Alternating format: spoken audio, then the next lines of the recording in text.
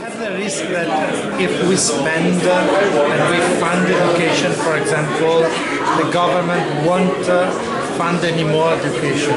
But because today we are in a situation where the government has the need to reduce the public expenses. So they are reducing the money for education, for research, for welfare, for social welfare, and public welfare. And I think that the risk, a real risk, that government tend to think that the third sector and the foundation could afford and could cover the missing money from the government. So they tend to think that we could substitute their expense. But I have to clarify one thing.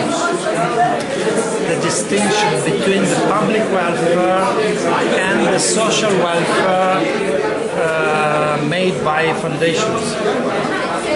In the case of the public welfare, it's not a giving, it's not a gift, it's a redistribution of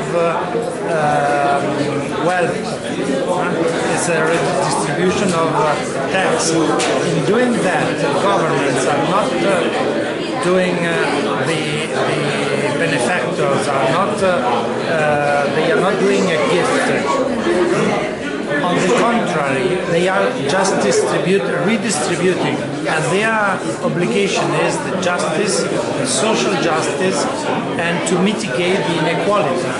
On the other hand, we have the welfare coming from the foundation, and the welfare coming from the foundation is a gift. So I fund as a grant, but it cannot substitute the public welfare. It can innovate. We cannot substitute the government. We can innovate. We can produce change. We can give good examples. We can try to provoke some improvement in the social society, but we cannot substitute the public money. That's a big difference. And we have to understand that also the task of the public is to mitigate the inequality. And that's my opinion, is what the governments are not able to do today. Because inequality overall the world is increasing. So it's a dangerous fight. The foundation has a very good perception of the social society and of the needs of the society. And so they should be considered much more by the government, by the state, and they should be partner of the government, but also as a counterpartner,